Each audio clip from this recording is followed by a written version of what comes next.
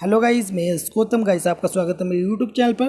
Guys आज इस video में मैं आपको बताने वाला हूँ, यदि आपने किसी को लोन दिया है और आप हर महीने ईएमआई प्राप्त कर रहे हैं, तो गाइस आप उसकी एंट्री टैली ERP9 में किस प्रकार करेंगे।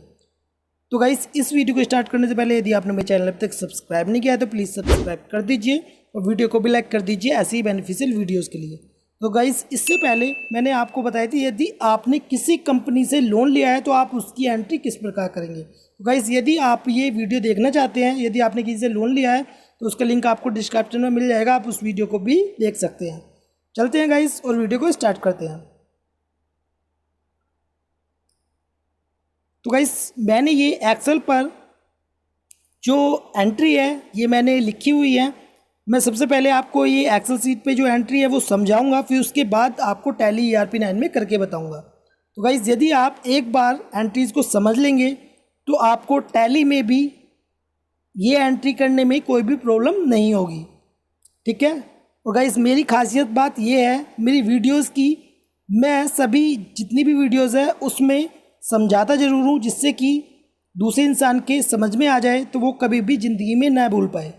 तो गाइस जैसे कि हमारी लोन गिवन एंट्री है, Ram trading company account debit 1,00,000 का लोन दे रहे हैं राम ट्रेडिंग कंपनी को to OBC bank account credit. Guys जो हमारी दूसरी इसमें एंट्री है वो है EMI रिसिप्ट करने की, ठीक है। उस कंडीशन में क्या करेंगे, OBC बैंक को हम डेबिट करेंगे, क्योंकि गाइस यदि बैंक में पैसा आता है तो डेबिट होता है और यदि जाता है तो क्रेडिट होता है। और राम ट्रेडिंग कंपनी को इस कंडीशन में हम क्रेडिट कर देंगे 22,164 और टू इंटरेस्ट रिसीव्ड को भी हम क्रेडिट कर देंगे, क्योंकि ये इनडायरेक्ट इनकम है इसलिए हम इसे क्रेडिट कर रहे हैं, ठीक है।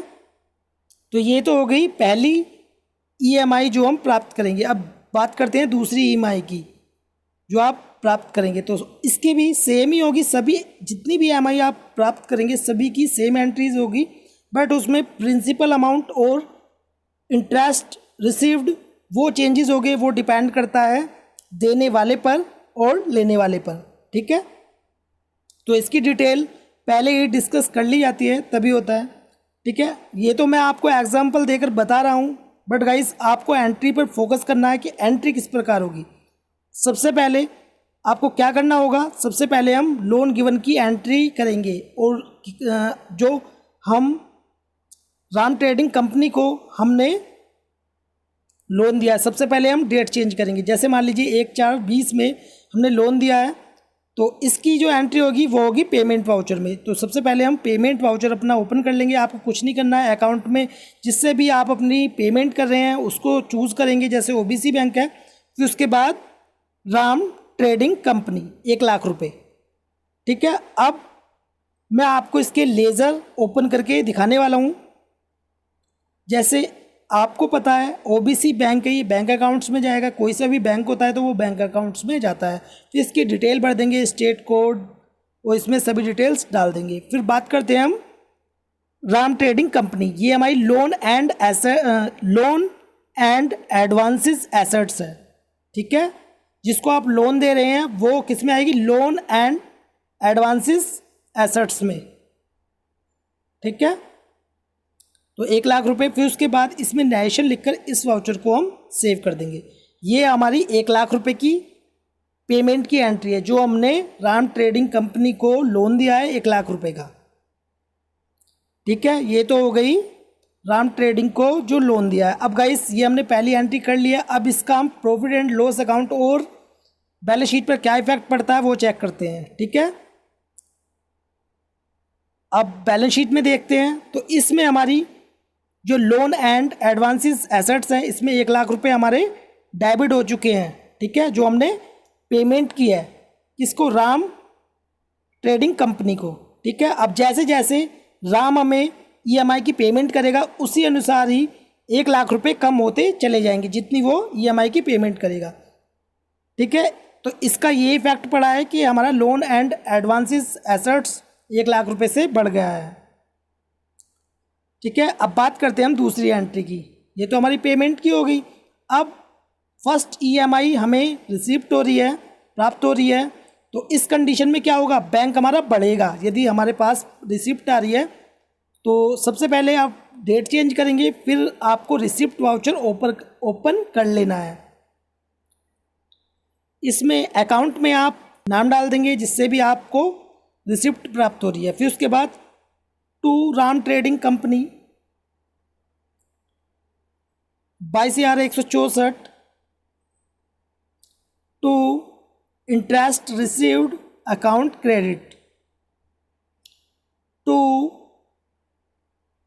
इंटरेस्ट रिसीव्ड अकाउंट क्रेडिट 15,000 रुपये।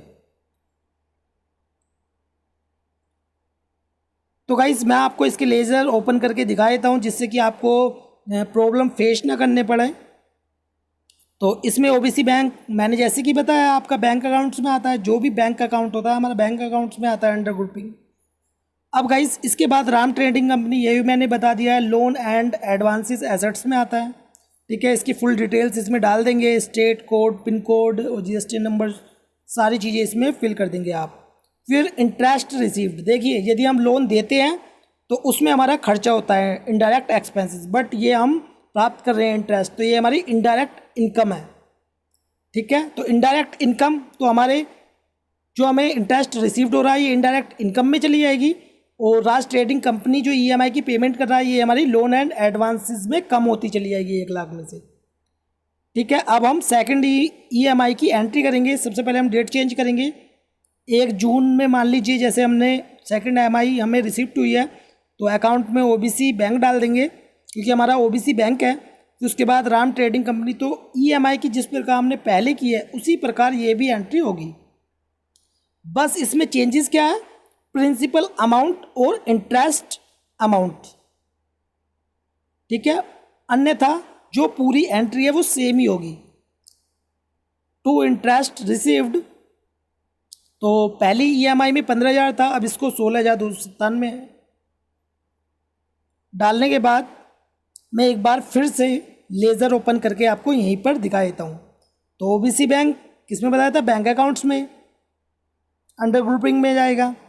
फिर उसके बाद राम ट्रेडिंग कंपनी ये लोन एंड एडवांसेस एसेट्स में जाएगा, और इंटरेस्ट रिसीव्ड हमारा इनडायरेक्ट इनकम है तो वो जाएगी इनडायरेक्ट इनकम में अंडर ग्रुपिंग। ठीक है, अब हमारी 2 ईएमआई जो हमें प्राप्त हुई है उसकी एंट्री हो चुकी है। आपको इसी प्रकार सभी जो आपको ईएमआई प्राप्त हो रही है ऐसे ही करनी है। अब देखिए इसका प्रॉफिट एंड लॉस अकाउंट पे जो इफेक्ट पड़ा है, जितने भी हमारी इंटरेस्ट रिसीव्ड हुए हैं वो सभी प्रॉफिट एंड लॉस अकाउंट में जाएंगे क्योंकि वो इनडायरेक्ट इनकम है। जो इंटरेस्ट रिसीव्ड हो रहे हैं हमको वो इनडायरेक्ट इनकम है। जैसे कि आप देख सकते हैं 15,000 की एंट्री और 16,297 की एंट्री वो हमारी 2 ईएमआई में अप्रैल और मई में दोनों ही जगह पर शो हो रही है। ठीक है, अब चलते हैं बैलेंस शीट पर। बैलेंस शीट पर इसका इफेक्ट क्या पड़ा है, तो ये लोन एंड एडवांसेस एसेट्स में जाएंगे हम।